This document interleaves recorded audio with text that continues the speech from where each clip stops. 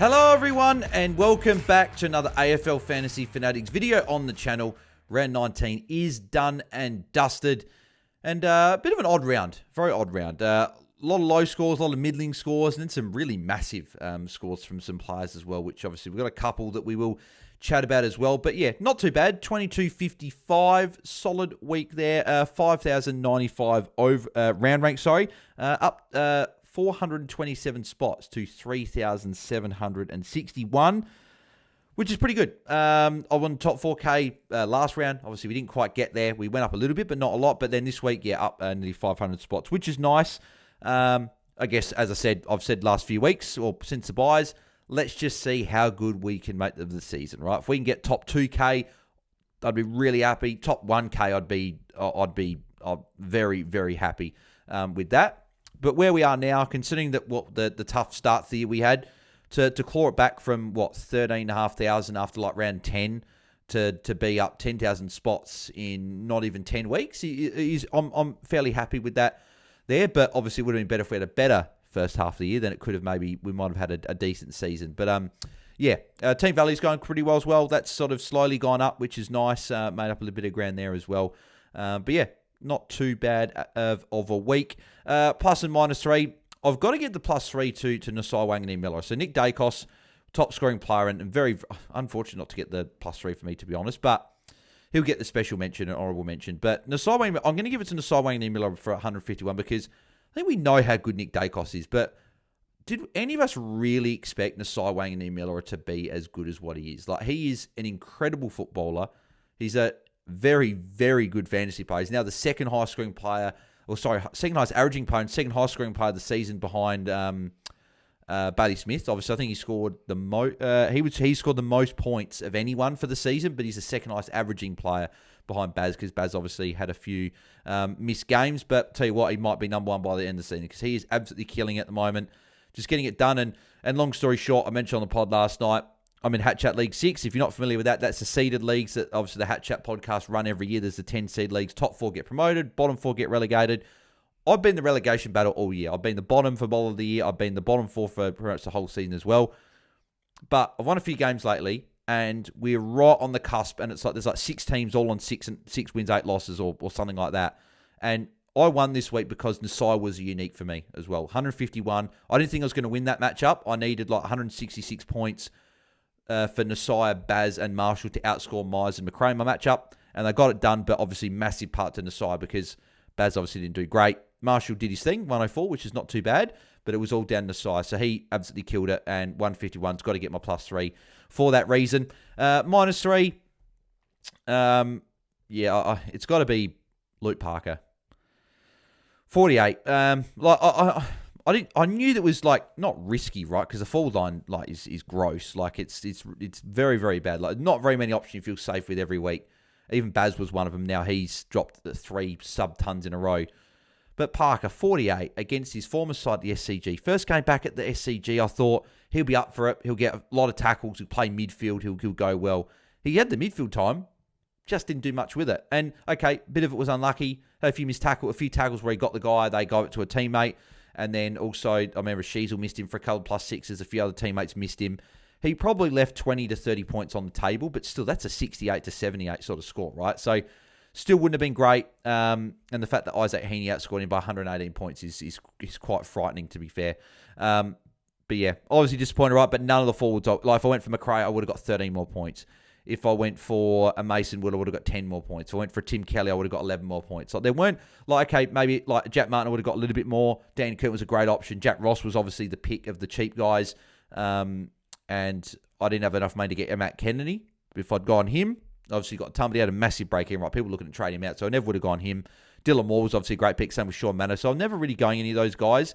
So I didn't really lose out much this week, which I tell you what, Saturday after that game, I messaged Jordy, funny enough, and Taser, and I said, "Yep, weekend's ruined. It's done. It's fantasy officially pissed me off to the point that I can't even enjoy Grundy's 129 as my VC. I couldn't enjoy that game, to be honest. Grundy was great. Couldn't even enjoy his score because Parker was so bad. But hopefully it goes better. I think that Wardlaw will come in for Phillips this week. And Wardlaw's not going to... He wasn't really playing that much midfield time, like CBA-wise. before he got the concussion against Hawthorn. I think they're going to ease him through. I think Parker's still going to have plenty of midfield time. So I'm still confident he can get some good scores, but it wasn't a good debut from him with only 48 points. But yeah, so that is the plus and minus 3. So let's go through to the rest of the players. I don't know if you guys heard that. There was just like a buzzing noise. I don't know if that came through, but we will push on anyway unless it keeps coming back. Then we might have to bloody stop it and re-record again. But let's go through the players. So obviously we went through Nasai, absolutely killing it, averaging over 111 points, absolutely ridiculous. And I still come back to my chat with DC in the preseason on the head-to-head video we did with Nasai versus Sinclair. And I remember DC saying to me, he's like, I reckon he can go up to 105 average, couple of extra kick-ins, couple of extra, like a +6 a game. He said that's definitely doable for Nasai, more development, third year, fourth year in the comp, and he's exceeded that. He's gone like nearly 13. Well, he's gone 13 points better. He's brought price like 99 or 98, and he's gone at 111. It's ridiculous. So he's had an amazing year, and yeah, as a Crows fan, I'm praying he comes to the Crows, but. Probably like to go to Port, if anything, or stay at St Kilda, but we'll see. Harry Shees at 102 was good. Tough matchup against Sydney at the SCG, but I'll take the ton. And I think he's still going to get these solid scores. He only had the 3 CBAs, but still got it done. Went into the back line, like to up from the half forward line to get those +6s, get some ball, which is good. That's what I want to see. He's still fine. No issues with Harry Sheasel. Sam Doherty, unfortunately, not a fault of his own, but he is probably my highest priority for trade out this week. More to the fact that there are a multitude of Carlton players in that defence that should not be in the team, let alone playing in defence over Doherty. Okay, people might say Doherty's ball use hasn't been great this year, but Doherty is better player than some of those players in defence, and he's shoved out to a wing at the moment. Had a great start, 31 points. Then the next 2 quarters, I think he had like 20 points combined on those 2 quarters, or something like that. And then had a really good last quarter to get that 77. I think he got like a hole in the ball, free kicked a goal, which was nice. But yeah, 77 is unfortunately won't cut it in the defence. So it's time to go. He's done well. I'm glad I brought him in. He's put up some good scores, made a little bit of money for me through the buys when I couldn't afford those top price guys. And now I can trade him out and bring in one of those top price guys for him. So I thank Doherty for his service. Hopefully he's at maybe another team next year and can still be a fantasy option for us. But maybe it's the last time I've got Doherty in my team. Colin McKercher, 74. Got the James Jordan tag after quarter time. So 74 like from after a tag is not too bad. I got no worries with McKercher still. He's still been a really consistent and really good option. Still getting it done. Beside like 74, if that's his worst score getting tagged, that's fine, right? Like before that, he went 91, 85, 99, 103, 124, 88. That like I don't think there's like that many defenders that are going to do that consistency week to week. Okay, yes, there'll be like probably 6 or 7. I still think McKercher's a top 10 defender, probably based on this role, based on his usage, and a few of those games like the Melbourne and Dogs game, he was sort of rested a bit towards the end. If he gets games where they're in it for a lot of the game and plays at halfback for full 4 quarters, I could see some big scores coming to finish out the season. Geelong this week, then Saints, Giants tough, but then Richmond. So Saints and Richmond in those 2 games there. I think he's probably going to be someone I'm probably going to end the year with, to be honest, at D6. So, and he might even be, if I get to a point where I upgrade a McCarthy on my bench, maybe McKercher's like my D7, M9 loop and see what happens there. So, yep, still have McKercher, even though it was a lower score here. Callum Mills, 105, really, really happy with that. He was someone that might have been on the chopping block this week with the Giants matchup, but with the 105, I'll probably hold for an extra week. He's got Giants. Then he goes Essendon. So that Essendon matchup, I'm pretty keen to hold him for. So 2-week hold. And then he's got Brisbane, Geelong, West Coast to finish. I'll probably trade him out then. But yeah, Callum Mills looked good on the weekend. Took 10 marks, which is good to see. Got plenty of the ball, 28 touches. Yeah, 105. I'm pretty happy with that. So he gets, well, I was going to say gets +3, but we've already done that. But no, he was, should have been probably an honorable mention because I was really happy with the 105. McCarthy with a 70. It's fine. Obviously, he's a rookie at the end of the day. We're not expecting massive scores, but besides that, obviously the ton in his first game, then the 95 against Collingwood, 76, 72, and a 70. I think he's probably around that mark for West Coast. His role does get shifted a little bit at times. So he's someone that, okay, if you get a really poor score on your bench, then you can use him on field. But unless you get like a sub 70, you're probably leaving him on the bench. And some people may cash him in to do a double upgrade over the next few weeks, or maybe you go him up to maybe an M9 or a D7 player, and you can maybe use that as a loop moving forward. But yeah, McCarthy getting it done, and good cover for Rosie, who obviously missed, and obviously Bustlinger still didn't play. I'm hopeful he gets a game, but it doesn't really matter at this point anyway, because he's not going to be traded out. He's just going to sit there probably as a red dot, and not even a useful red dot, because they play so many Friday games and Thursday games, so can't even use him for that. Moving to the midfield now, Nick Dacos, 162. Oh, amazing. Absolutely amazing. Fantastic score. Obviously, switched a little bit between there and half-back, which is interesting. I've probably got to go back and watch a little bit of that game. I was off to the Crows game when this game was underway, but him and Josh Dacos were probably, I think, from what Jordy and that was saying, was switching between half-back and midfield. I think 162 is a career high, if I'm not mistaken, as well. It still seems like no one can pass 166. Like, I think Heaney got 166, Bont got 166, and Nick Martin got 166, and that's the top score for the season. So no one can go past it. I wonder if anyone's going to pop the 170 and get that score. But yeah, Nick Dacos, 162. I think he's averaging 108 for the year now. So now let's start doing that bloody crap again. So I don't know if you guys can actually hear that, or if that's just me. Maybe, hang on, give me a sec. Hang on.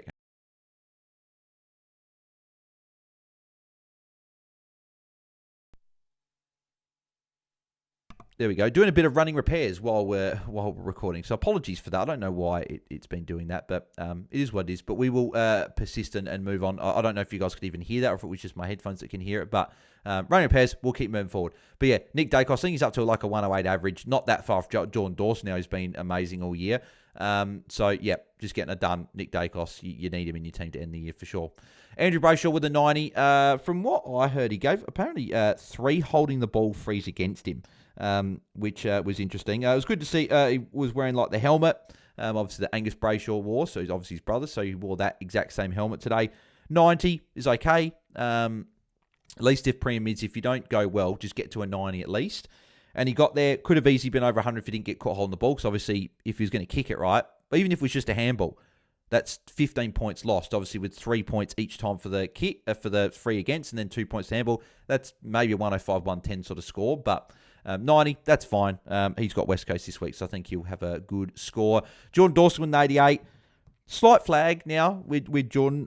He had the calf strapping again, which I had owned him for a lot last year when he had the calf strapping on, and there weren't that many good scores with that. Copped a knock in the second quarter, went off for a little bit, came back on with it strapped, and he rested a lot of that last quarter on the bench. So that really should have been a ton. Only 76%, which is about 10 or so % less than what he normally does. But the Crows been doing this when they're up by big margins. They'll rest guys through, which obviously from a footy standpoint, smart for them. But obviously from fantasy, it's not great. We want players playing the whole game and getting as many points. So 88, not great. A lot of people went to him as a captain if they didn't have Grundy, because a lot of people had a VC probably on someone that didn't quite get what they wanted. They took it on, went for Dawson, and unfortunately 88 wasn't really cutting it for a captain, unfortunately. Max Holmes, 121, great score. Just continues to deliver pretty much most weeks. Okay, he had a bad score against the Giants last week with an 80, and then he had a bad one against Brisbane. But like from round 9, where he went 118 against Giants, he went 83 against Port, but then 117, 108, 146, 131, 71 against Brisbane, 122, the 80 against the Giants, and then 121. So he's pretty much going 120 plus or sub 90, which is frustrating. I'd like a bit more consistency, but if you're going to give us some floor scores, at least you're giving us some ceiling scores. So Max Hines, 121, really happy with that score.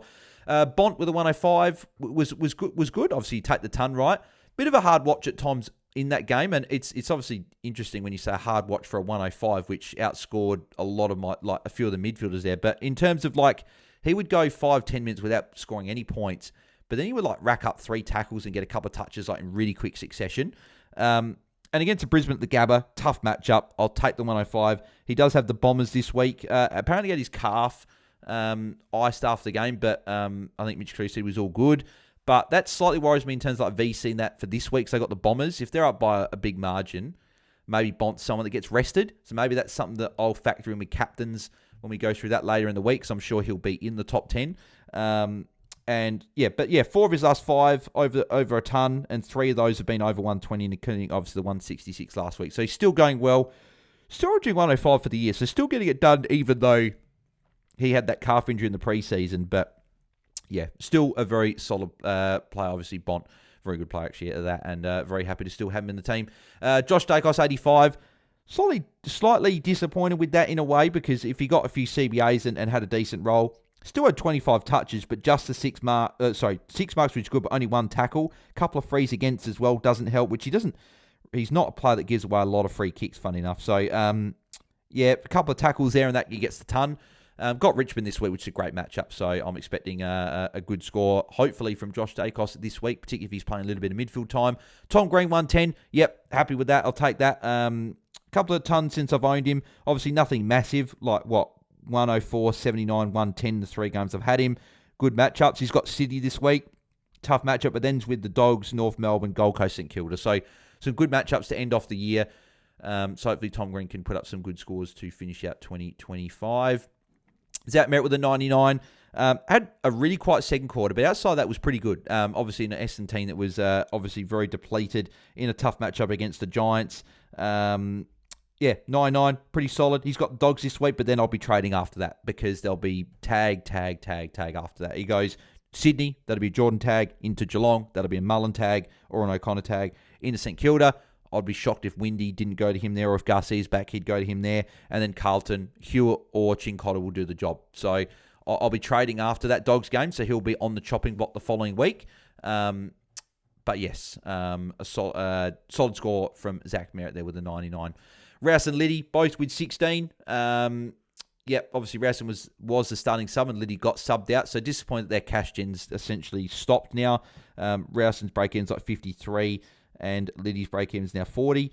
I was hoping that they'd be able to get to 500, 550. I'd be able to really get that cash right down and use that on top of maybe the McCarthy to get a good 23rd premium.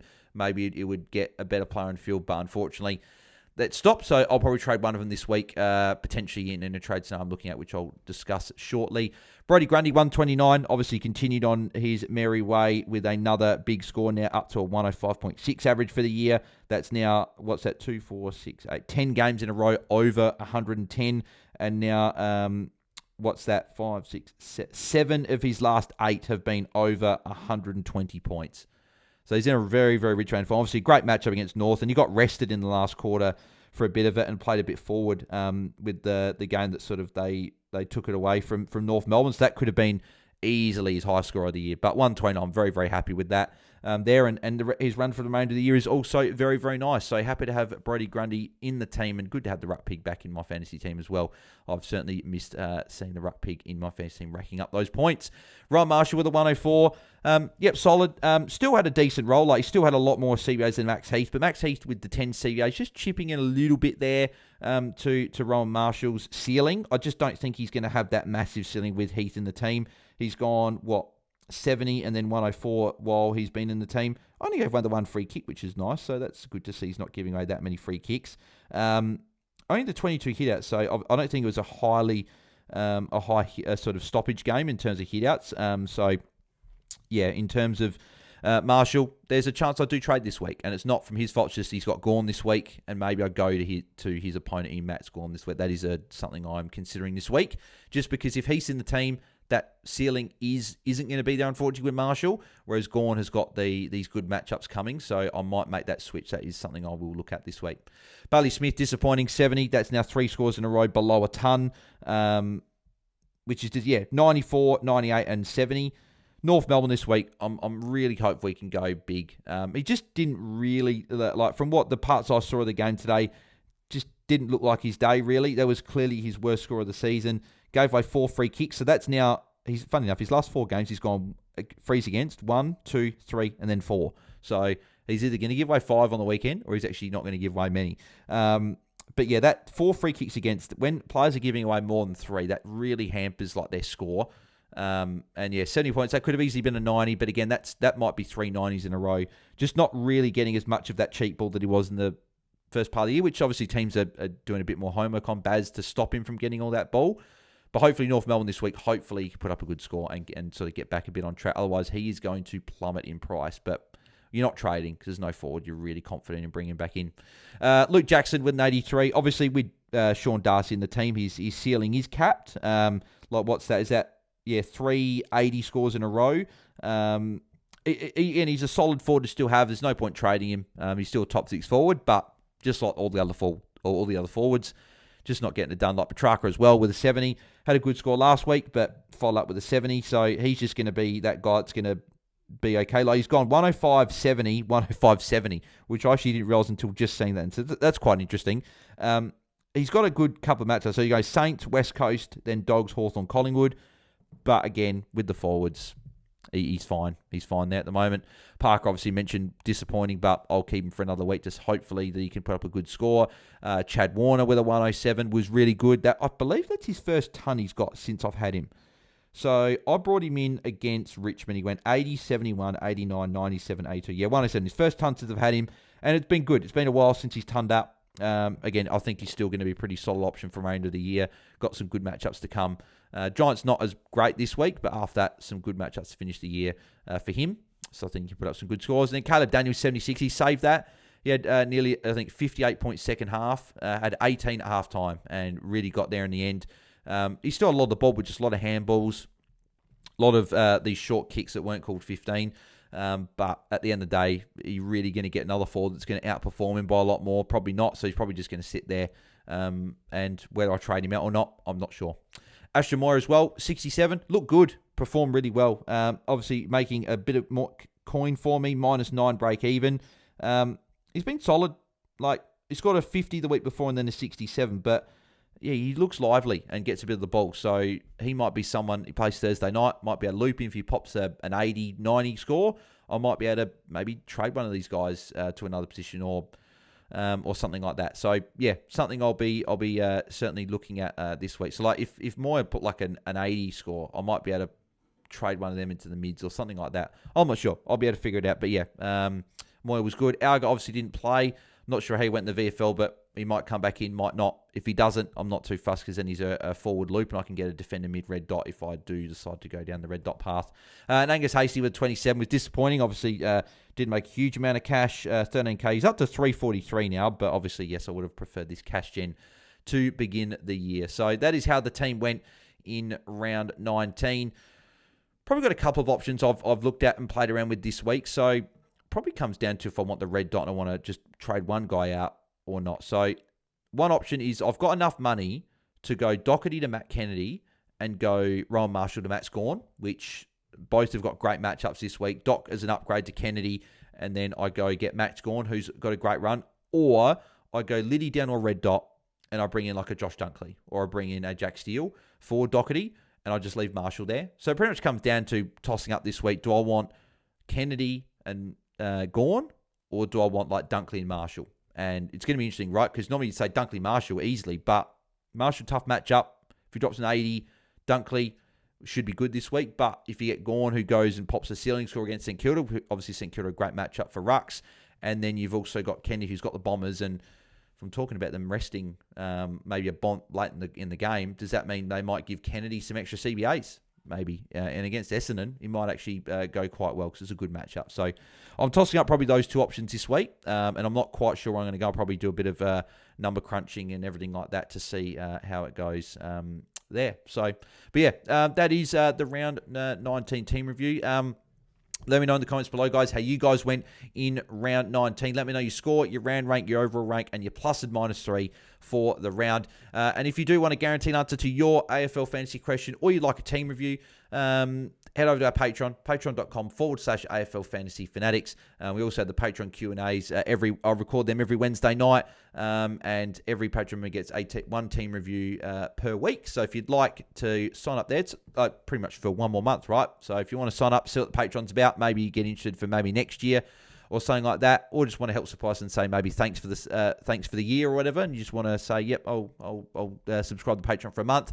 Links in the description below, or patreon.com/AFL Fantasy Fanatics. But make sure you do smash a big thumbs up on the video. So if you're watching now, there's a thumbs up button there. Click that. That helps us out a lot. It takes a couple of seconds to do, but as I said, it makes a huge difference here, and it is very, very much appreciated. And also subscribe to our channel if you haven't already. We're nearly at 4,100, trying to get to 5K. That is our next big goal because we passed 4K a few weeks ago. So thank you once again for that. We'll be back tomorrow night for our Q&A. As always, 8 p.m. Eastern, 6 p.m. per time, answering all your fantasy questions ahead of round 20 because we've got 5 rounds to go we are very much on the home stretch, and hopefully you guys are in your league finals, or maybe jostling to get into your league finals, or are in the top 100 or just outside and trying to get top 100 or trying to get the highlights, or whatever you're trying to do. Hopefully the last 5 weeks can treat you well, and you can go well and hopefully get what you need and achieve the goals that you're looking to achieve. So anyway, thanks everyone for tuning in. I'll catch you guys tomorrow night for a Q&A. So thanks everyone. Have a good night. See ya.